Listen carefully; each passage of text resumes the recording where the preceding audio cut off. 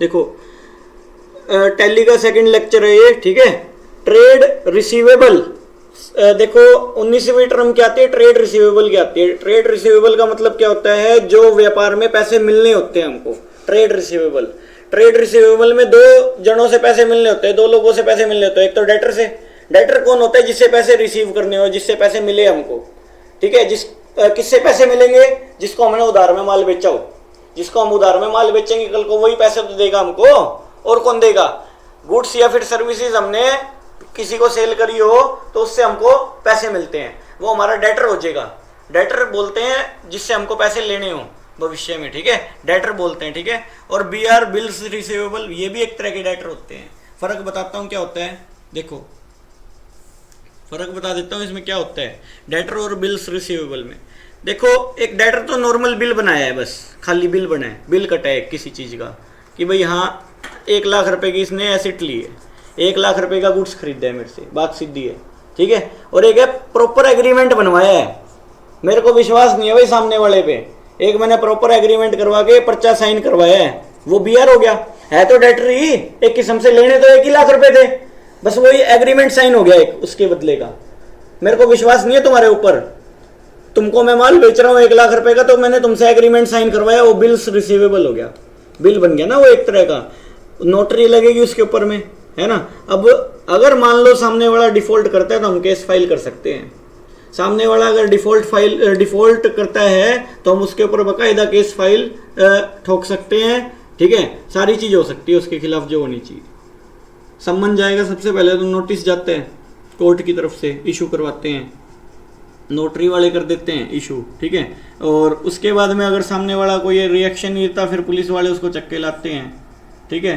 फिर उसके बाद में केस चलता है उसके खिलाफ। इस तरह से चलता है, सिस्टम होता है ये पूरा का पूरा, यूं ही नहीं है कि भाई यूं ही चल रहा है, ठीक है, प्रॉपर सिस्टम से चलता है। कानून सीधी सी बात है, किसके लिए, जो कानून तोड़ेगा उसके लिए कानून है, ठीक है। जो बाकायदा कानून के साथ चलेगा, सिस्टम करेगा, तो वो तो फिर है ही प्लस में हमेशा। बिल्स रिसीवेबल क्या हुआ, देखो सीधी सी बात है, ये डेटर है एक तरह से। डेटर कौन होते हैं, गांठ मार के चलो, डेटर वो बंदे होते हैं जिससे हमको पैसे लेने होते हैं। किससे लेने होते हैं, जिसको हमने माल उधार में बेचा है।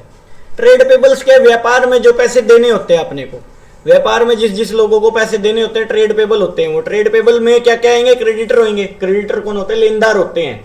लेनदार कौन होते हैं, जिनको हमको पैसे देने हैं। हमने माल खरीदा है, परचेज किया उधार में, उधार में परचेज करूंगा माल, तब पैसे देने होंगे ना हमको सामने वाले को। सामने वाला क्रेडिटर हो गया, क्रेडिटर का मतलब लेनदार बिजनेस का, सही है। बिजनेस में जिसको पैसे देने पड़ेंगे हमको, this is called creditor. Creditor और बीपी, बीपी बिल्स पेबल हो गया। जैसे बिल्स रिसीवेबल हमारी एसेट हो जाती है, मतलब उसके अंदर में हमको लेने होते हैं पैसे, बिल्स पेबल में देने होते हैं। मेरे लिए बीपी है तो सामने वाले के लिए बीआर हो गया ना, बिल्स रिसीवेबल हो गया। मेरे लिए वो चीज बीपी हो जाएगी, इसके लिए बीआर हो जाएगी। इसकी एसेट है, मेरी लाइबिलिटी है, मेरे को इसको देने हैं, इसको लेने हैं, सीधी सी बात है। एक बंदे के लिए वो एसेट है, एक बंदे के लिए लाइबिलिटी हो सकती है ना। मान लो मेरे को इसको देने हैं, इसको लेने हैं, इसकी एसेट होगी, मेरी लाइबिलिटी होगी, मेरे को चुकाने हैं, इसको रिसीव होने हैं वो पैसे, सही है। तो ये बात है, बिल्स पेबल समझ आया होगा। गुड्स का मतलब क्या है, मैंने बताया था, गुड्स का मतलब होता है माल, जिस चीज में आप डील कर रहे हो। मान लो मैं मोबाइल में डील करता हूँ, ये मेरा क्या है, गुड्स है। मान लो मैं पुराने लैपटॉप में डील कर रहा हूँ या नए लैपटॉप में डील कर रहा हूँ, मेरा वो क्या है, गुड्स है। जिस चीज में मेरा डीलिंग है ना, वो चीज मेरा गुड्स है, ठीक है। मतलब कहने का मतलब, जिस चीज में आप सर्विस दे रहे हो, जिस चीज में आप मतलब दे रहे हो, सेल कर रहे हो, माल बेच रहे हो, this is called your goods, ठीक है। And then cost, what is the meaning of cost. Cost का मतलब क्या होता है, ये प्रोडक्ट है, इसकी भाई कॉस्ट सेंटर, बहुत सारी चीजें बनाएंगे टैली के अंदर में। कॉस्ट कैसे कंप्यूट की जाती है, फैक्ट्री के अंदर में अकाउंटिंग होती है, जब कॉस्ट कैसे कंप्यूट की जाती है पर प्रोडक्ट। 1 करोड़ पीस बन रहे हैं, कैसे कंप्यूटेशन करें, कैसे ना करें, बहुत एडवांस है लेवल, समझ रहे हो। कॉस्ट, इस फोन की कॉस्ट क्या आ रही है बनने में, तभी तो सामने वाले का ऑर्डर लेंगे आप, ठीक है। मान लो 1 करोड़ पीस के ऑर्डर आ गए फर्म के बाद, बड़ी बड़ी कंपनियों में तो आते ही हैं। आप कैसे एंट्री को चढ़ाओगे, कैसे कैसे काम करा जाएगा। कॉस्ट, कॉस्ट समझ आया, लागत कितनी आ रही है किसी चीज की, ठीक है, लागत कितनी आ रही है। कॉस्ट की ऑडिट करने का अधिकार सीएमए को है, कॉस्ट मैनेजमेंट अकाउंटेंट होता है सीएमए, जैसे सीए होता है, सीए को अकाउंट की ऑडिट करने का अधिकार होता है। अकाउंट्स की ऑडिट कौन करता है, सीए करता है। अब हम अकाउंट्स कर रहे हैं, ठीक है, कॉस्ट अकाउंट के बाद होएगा, ठीक है। मतलब कहने का क्या है, अकाउंट की ऑडिट सीए करता है हमेशा, chartered accountant of India, ICAI जो अप्रूव्ड होता है। आईसीएआई से मतलब उसको मेंबरशिप होती है, ICAI institute of chartered accountant of India, इनका कोर्स करना पड़ता है पूरा 6-7 साल का, उसमें पास भी होना पड़ता है, सीए तब बनता है बंदा, ठीक है। देखो इसके बाद में आगे चलो, वाउचर। वाउचर का मतलब क्या होता है, देखो different vouchers are made for different transaction, different kind of transaction voucher बनाए जाते हैं। जैसे सेल है, सेल के लिए सेल वाउचर बना दिया, परचेज है तो परचेज के लिए परचेज वाउचर बना दिया टैली के अंदर में, है ना। परचेज रिटर्न है तो परचेज रिटर्न के लिए अलग से वाउचर बना दिया। परचेज रिटर्न का मतलब क्या होता है, जब माल हमने वापस भेजा दुकानदार को, भाई हमारे को समझ नहीं आया, माल खराब था, 20 पीस खराब निकल गए 100 में से, ठीक है, हमने वापस भेज दिया होलसेलर को या किसी को भी, ठीक है। और परचेज रिटर्न का अलग से वाउचर है, कैश रिसिप्ट का अलग से वाउचर है। वाउचर का मतलब समझ रहे हो, एक सेपरेट ट्रांजेक्शन के लिए सेपरेट अकाउंट बना दिया टैली में, समझ रहे हो, सेपरेट अकाउंट बना दिया, वाउचर बोल देते हैं उसको, ठीक है। रिसिप्ट वाउचर है, पेमेंट वाउचर है, कॉन्ट्रा एंट्री वाउचर है ना। ये सारे के सारे क्या है, वाउचर्स ही तो है। एंड इसके बाद में बात आती है discount. What is the meaning of discount? Discount दो तरह के होते हैं। डिस्काउंट एक होता है ट्रेड डिस्काउंट। क्या? ट्रेड डिस्काउंट का मतलब क्या होता है? ट्रेड डिस्काउंट का मतलब होता है व्यापार में डिस्काउंट। देखो हर कोई किसी को मिले ना, वो ट्रेड डिस्काउंट है। हर किसी को जो डिस्काउंट मिले, कौन सा डिस्काउंट है? वो ट्रेड डिस्काउंट है। देखो जैसे मान लो बुक सेलर क्या करते हैं, मान लो 100 रुपए की बुक है, हर किसी को 20% डिस्काउंट दे रहे हो, हर किसी को 20% डिस्काउंट दे रहे हो, तो वो क्या ट्रेड डिस्काउंट है। वास्तव में ये डिस्काउंट ही नहीं होता, हमको बेचना ही उतने पे होता है वो सामान। समझ आई नहीं आई? ट्रेड डिस्काउंट नाम की कोई चीज ही नहीं इकोनॉमी में एग्जिस्ट करती। वो तो हम कस्टमर को अट्रैक्ट करने के लिए देते हैं खाली। समझ आई नहीं आई? हमको तो बेचना 80 में ही है, वो हमारा माल 80 का ही है, वो 80 में बेचना है मेरे को, सीधी सी बात ही है, ठीक है। मेरा प्रॉफिट आ गया 80 में, ठीक है। ट्रेड डिस्काउंट कभी भी बुकों में नहीं दिखाया जाता, ध्यान रखना इस चीज को। ट्रेड डिस्काउंट को अकाउंट्स में एंट्रियों में कभी पास नहीं किया जाता, उसको सीधा घटा दिया जाता है बस। मान लो 1 लाख रुपए का माल है, कह रहे 10% ट्रेड डिस्काउंट है, सीधा हटा दो, 90,000 की एंट्री होगी पास। समझाई? 1 लाख की होगी ही नहीं, क्योंकि 10% तो सीधा ही गया, माइनस हो गया। हमारी एक्चुअल सेल ही 90,000 रुपए की है, समझे। ट्रेड डिस्काउंट का मतलब समझाया। एक होता है कैश डिस्काउंट। कैश डिस्काउंट क्या होता है? इमीडिएट पेमेंट करने वाले को कैश डिस्काउंट दिया जाता है। मान लो मेरे को आज जरूरत थी पैसों की, समझाई, मेरे को आज जरूरत थी, मेरे को और माल खरीदना था पीछे, ठीक है। तो क्या है, तुमको मैंने माल बेचा था, 10 लाख रुपए का माल बेच दिया, मेरे को आज पैसों की जरूरत है, फंसे पड़े हैं पैसे, तुम्हारे आए नहीं अभी 10 लाख रुपए। मैं बोला भाई अगर तू मेरे को 10 लाख रुपए आज की आज पेमेंट करेगा ना, मैं तेरे को 2% कैश डिस्काउंट दूंगा। कैश डिस्काउंट किस बंदे को मिलता है? जो सारी पेमेंट कैश में कर दे, सारी पेमेंट या पार्टली पेमेंट या जितनी भी कैश में करेगा उसको डिस्काउंट दे दूंगा मैं। क्या होगा, मेरे को ब्याज पे नहीं लेने पड़ेंगे, बैंक से लोन नहीं लेना पड़ेगा और सब नहीं करना पड़ेगा, आपने अंदर से ही निकाल लिए पैसे। समझाई नहीं आया? कैश डिस्काउंट उसी बंदे को मिलता है जो कैश पेमेंट करता है। समझाई नहीं आई? मतलब कैश पेमेंट एडवांस में सारी इकट्ठी कर देगा तो उसको कैश डिस्काउंट मिल जाएगा। समझाया? आगे देखो, what is the meaning of rebate? Rebate का मतलब क्या होता है अकाउंट में? रिबेट का मतलब क्या होता है? देखो जैसे कुछ गुड्स हैं, कुछ डिफेक्ट है, थोड़ा मोटा खराब हो रहा है, थोड़ा मोटा खराब हो रहा है, वो सस्ते में मिल जाती चीजें, रिबेट बोलते हैं उसको। जैसे नहीं होता, थोड़ी सी मान लो कोई चीज खराब हो रही है, सब्जी है, मान लो अपने तो 10 रुपए किलो आई हुई है, थोड़ी बहुत खराब हो रही है, उसमें बोला यार 5 रुपए की ले जा सारी, ठीक है, आई तो 10 की है मेरे, 5 की ले जा सारी, 5 रुपए रिबेट होगी। थोड़ी सी डिफेक्ट होने की वजह से वो सस्ता बेच दिया गया, सही है, this is called rebate. Rebate का मतलब कोई कमी की वजह से गुड्स में वो आपको सस्ते में बेच दिया गया। क्या बड़ी बात है, अकाउंट व्यवहार है सिर्फ, समझे, जो हम करते आ रहे हैं लोगों के साथ में, और इसके अलावा कुछ नहीं है। रिबेट समझ आया होगा। Goods and service tax, what is the meaning of GST? GST का मतलब क्या होता है? GST goods and service tax पे लगता है जो टैक्स, उसको जीएसटी बोलते हैं। जीएसटी के अंदर में देखो भाई 3 टैक्सेस होते हैं। सीजीएसटी, कौन कौन से? सीजीएसटी, एसजीएसटी, आईजीएसटी, ओके, ये 3 टैक्सेस होते हैं। ओके, अब इसकी डिटेल में थोड़ी सी बात कर लेते हैं, क्योंकि अब अपने को थोड़ा ही टाइम में जर्नल एंट्री पे भी उतरना पड़ेगा। ठीक है, तो ये है, देखो विद इन स्टेट, क्या विद इन स्टेट, अगर लिखना चाहो तो लिख भी लो, विद इन स्टेट माल खरीदा जाए या बेचा जाए, माल बाय या सेल हो। ठीक है, बाय या सेल हो, विद इन स्टेट माल बाय या सेल हो तो क्या लगेगा, CGST एंड SGST दोनों लगेगा, CGST एंड SGST लगेगा, 50-50% जितना भी होगा IGST का। ठीक है, मतलब कहने का क्या है, CGST plus SGST is equal to IGST। मतलब मान लो टैक्स का रेट 24% है, तो 12% हो गया ना, 12% यहाँ हो गया, 12% यहाँ हो गया, टोटल मिला के 24% बनता है। ठीक है, 24% IGST हो गया ना। मतलब विद इन स्टेट अगर माल बिक रहा है ना, विद इन स्टेट अगर माल बिक रहा है तो CGST और SGST लगेगा। ठीक है, मतलब 24% रेट है तो 12% हो जाएगा CGST का मतलब central goods and service tax, central goods and service tax.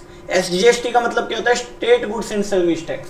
ठीक है, और IGST का मतलब है integrated goods and service tax, integrated goods and service tax. समझ आया? और इसके बाद में आगे चलो, if the goods and services sell और बाय outside the state के बाहर जो है माल बेचा जाता है या खरीदा जाता है।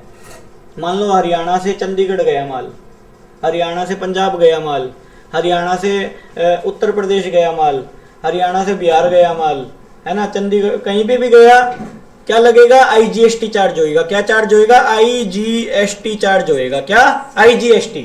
आउटसाइड द स्टेट अगर माल बिकता है तो IGST चार्ज होता है पूरा का पूरा, 24% हो गया, 24% है, समझे।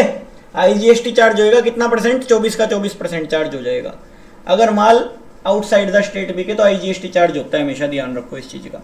इसके बाद में आगे देखो टैक्स का कंपोजिशन कैसे होता है, टैक्स का कंपोजिशन भी बता देता हूँ GST का। देखो सीधी सी बात है, मैं परचेज कर रहा हूँ माल, मैंने मान लो 1 लाख रुपए का माल खरीदा, एग्जाम्पल दे रहा हूँ मैं, 1 लाख रुपए का गुड्स खरीदा, गुड्स मैंने बाय करे। बहुत आसान है अकाउंट, ध्यान से देखो तो, गुड्स बाय किए, 24% टैक्स था, 12% था, 12% CGST, 12% SGST था। ठीक है, 12% CGST, 12% SGST था। ठीक है, तो देखो मैंने टोटल जो है 1,24,100 रुपये भरे, बात यही है, 24,000 रुपये, सॉरी 24% तो 24,000 हो गए, 1,24,000 रुपये भर के आया मैं। ये 24,000 रुपये मेरा क्या है, इनपुट है। क्या, इनपुट, इनपुट टैक्स है ये, इनपुट। मैं एक बार क्या परचेज के टाइम पे इनपुट भर के आया, दुकानदार ने एक बार तो भर दिए, आउटपुट भी तो वसूली करेगा ना सामने वाला। सामने वाला किससे आउटपुट वसूली करेगा, कस्टमर से वसूलेगा, और मैं पीछे दे के आया और आगे वसूल करूंगा वो पैसे। ठीक है, तो ये बात है, 24,000 रुपये मैं दे के आया हूँ टैक्स के नाम के, GST के नाम के सप्लायर को। ठीक है, इसके बाद में मैंने ये 1 लाख रुपए का माल कस्टमर को 2 लाख का बेच दिया, एग्जाम्पल के लिए 2 लाख का माल बेच दिया, प्लस में GST लिया उससे अलग से, कितने हो गए, 48,000 रुपये। इसका 24% करो, 48,000 हो गए। अब गवर्नमेंट पता क्या कहेगी, गवर्नमेंट ये कहेगी भाई 48,000 जमा करवाओ, मैंने तो टैक्स लिया तो गवर्नमेंट को जमा करवाना पड़ेगा।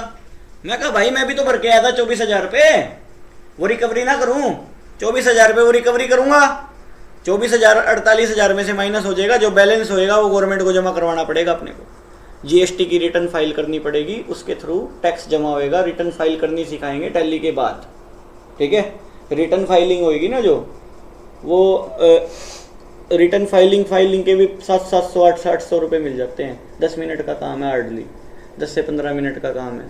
ठीक है, महीने की रिटर्न होती है। 100 सप्लायर भी पकड़ लिए, 100 बंदे भी पकड़ लिए तो 70,000 रुपये तो GST की रिटर्न के हो गए महीने के। समझ रहे हो मेरी बात को? तो ये बात है। देखो कहने का सीधा मतलब है मेरे को 24,000 रुपये टैक्स भरना पड़ेगा नहीं भरना पड़ेगा, गवर्नमेंट को देना पड़ेगा क्योंकि मैंने कस्टमर से वसूला। एंड कस्टमर को ही तो जीएसटी भरना पड़ रहा है, ना दुकानदार के कोई फर्क पड़ रहा, ना सप्लायर के कोई फर्क पड़ रहा तो भैया कस्टमर के फर्क है, सीधी सी बात है, कस्टमर से वसूली की जा रही है। ये 24,000 अल्टीमेट तो कस्टमर की जेब से निकले ना, 24,000 रुपये अल्टीमेट कस्टमर की जेब से गए। समझा है जीएसटी का मतलब क्या है? जीएसटी इस तरह से बना हुआ है, ठीक है, जीएसटी का मतलब ये है, सही है। इसके बाद में आगे चलो देखो, जीएसटी का मतलब मैंने थोड़ा सा बताया, जीएसटी का चैप्टर आएगा ना जब इसके अंदर में, उसमें बात करेंगे डिटेल में। मैंने सिर्फ मतलब बताया जीएसटी का, डेफिनेशन ओनली जीएसटी की। अभी देखो इसके बाद में क्या कह रहा है, अदर इंपॉर्टेंट अकाउंटिंग टर्म्स क्या, देखो एंट्री क्या होती है? एक ट्रांजेक्शन। जैसे मान लो मैंने तुमको कैश पेमेंट की, खर्चा था, मान लो तुमसे मैंने इलेक्ट्रिसिटी ली थी, उसका खर्चा भरा, इलेक्ट्रिसिटी बिल पे किया, तो वो क्या हो जाएगा? इलेक्ट्रिसिटी एक्सपेंस हो जाएगा भाई, ट्रांजैक्शन है, एंट्री है, सही है। इसके बाद बैड डेप्ट का मतलब क्या होता है? पैसे डूबना। बैड डेप्ट का मतलब है पैसे डूबना। बैड डेप्ट का मतलब होता है पैसे डूबना। मान लो कस्टमर हमारे पैसे खा गया, बैड डेप्ट का मतलब बिजनेस के पैसे डूब गए, समझ आई? मैंने किसी को उधार में माल बेचा था, उसने पेमेंट नहीं करी माल की, मान लो किसी ने 100 रुपये की भी उधार खरीद लिया अपने से, तो वो पैसे नहीं दिए, अपने पेमेंट नहीं की, तो बैड डेट हो जाएगा। बैड डेट का मतलब पैसे डूबना। क्या? पैसे डूबना मतलब मेरे पैसे डूब गए, बैड डेप्ट बोल लेंगे उसको। बैड डेप्ट मतलब पैसे डूबना, जो हमारे डेप्ट थे ना, डेटर थे, वो डूब गए, बैड हो गए वो, इसलिए बैड डेप्ट बोला जाता है इसको। जो हमारे डेप्ट थे वो बैड हो गए, ठीक है। इसके बाद में देखो इंसॉल्वेंट का मतलब क्या होता है? दिवालिया होना। इंसॉल्वेंट का मतलब दिवालिया होना, मतलब कुछ नहीं बचा, इसके कपड़े बच रहे जो है बस, बाकी सारा बिक लिया सौदा इसका, वो भी कपड़े पाड़न लग रहे हैं लोग इसके। इंसॉल्वेंट, दिवालिया हो गया, दिवाला निकल गया, ठीक है, इंसॉल्वेंट पर्सन, ठीक है। तो आगे चलो सोल्वेंट पर्सन परिस्थिति अच्छी हो, जिसकी डेप्ट वगैरह चुकाने लायक हो बंदा, जो सोल्वेंट पर्सन हो, है ना। सोल्वेंट पर्सन का मतलब समझ आया? सोल्वेंट कौन होता है? जो दिवालिया नहीं होता वो सोल्वेंट होता है, सीधी सी बात है। स्टोर का मतलब क्या होता है? देखो स्टोर का मतलब गोडाउन नहीं होता। देखो the term store is used to denote material held by an enterprise for the purpose of consumption, देखो in the business and not for resale. भाई कंजप्शन के लिए अलग से माल रखा है, बेचने के लिए नहीं रखा वो। स्टोर का मतलब ये है। इन्वेंट्री का मतलब अलग है। स्टोर का मतलब एक छोटा सा स्टोर बनाया हुआ है हमने, वहां से कोई टूल्स वगैरह की जरूरत पड़ जाए तो हम वहां से उठा सके। स्टोर का मतलब ये है। रिवेन्यू का मतलब क्या होता है? सेल। रिवेन्यू का मतलब लिख लो सेल ड्यूरिंग द ईयर हमारी कितनी हुई है, this is the meaning of revenue. Revenue का मतलब होता है सेल। इसके बाद में रिवेन्यू, देखो रिवेन्यू का मतलब सेल भी नहीं, रिवेन्यू का मतलब कहीं से भी रिवेन्यू आए। मान लो मैंने ओल्ड न्यूज़पेपर बेचे, अपने पास पड़े थे इकट्ठे हुए, रिवेन्यू का मतलब पैसे आ रहे हैं आपके पास, this is called your revenue. Revenue from operation का मतलब क्या है? जिस एक्टिविटी का काम है ना आपका, उसी से पैसे आना रिवेन्यू फ्रॉम ऑपरेशन है। मान लो मेरा फोन बेचने का काम है, मेरे फोन बेच के ही पैसे आए, रिवेन्यू फ्रॉम ऑपरेशन। और खाली रिवेन्यू, कहीं से भी रिवेन्यू आ रहा है, मान लो अखबार बेचे, मिसलिनियस कोई पैसे आए हैं मेरे पास, अदर कोई इनकम आई है, सारे की सारा रिवेन्यू आएगा। रिवेन्यू तो सारा कुछ है। मान लो मैंने इन्वेस्टमेंट की हुई थी, इंटरेस्ट मिला मेरे को, उस पर ब्याज मिला, वो भी मेरा रिवेन्यू है। लेकिन रिवेन्यू फ्रॉम ऑपरेशन कौन सा है? जो सेल करके पैसे आए मेरे पास, उसको क्या बोल देंगे? रिवेन्यू फ्रॉम ऑपरेशन बोल देंगे। इसके बाद में देखो क्या है? एंटिटी। एंटिटी का मतलब होता है ऑर्गेनाइजेशन, बिजनेस ऑर्गेनाइजेशन को बोलते हैं एंटिटी। मतलब मान लो ये केवी कंप्यूटर का एंटिटी है, बिजनेस ऑर्गेनाइजेशन है ये भी एक, ठीक है। अच्छा इसके बाद में आगे चलो, टर्नओवर। टर्नओवर का मतलब क्या होता है? सेल का मतलब कितनी टर्नओवर है साल की, यूं बोलते हैं ना हमारी 1 करोड़ रुपए की साल की टर्नओवर है। टर्नओवर का मतलब होता है सेल वैल्यू, सेल कितनी है आपके धंधे की सेल कितनी है, बिजनेस की सेल कितनी है। लाइफ स्टॉक क्या होता है? जानवरों का स्टॉक। लाइफ स्टॉक किसको बोलते हैं? जानवरों का स्टॉक। मान लो कोई डेयरी फार्मिंग का बिजनेस है, 100 भैंसें रख रखी है, ठीक है, बकरियां रख रखी है ना, भेड़ रख रखी है, वहां के भी तो अकाउंट मेंटेन करने होंगे। लाइफ स्टॉक बोलते हैं उसको। क्या? लाइफ स्टॉक, जीव जंतुओं का स्टॉक, ठीक है। तो ये बात है। इन्वेस्टमेंट किसको बोलेंगे? देखो इन्वेस्टमेंट किसको बोलेंगे? मान लो मैंने आउटसाइड कहीं इन्वेस्टमेंट की है, हमारे बिजनेस में नहीं, हमारे में तो हमने की हुई है, कैपिटल लगाई हुई है, लेकिन इन्वेस्टमेंट आउटसाइड की है। मान लो मैंने किसी कंपनी के शेयर खरीद लिए, बॉन्ड्स खरीद लिए, डिवेंचर खरीद लिए, ब्याज मिल रहा है उस पर, है ना, डिविडेंड मिल रहा है। ये चैप्टर यहाँ पे खत्म हो गया। ये चैप्टर तैयार कर लेना, ये वीडियो दूसरी इतनी थी।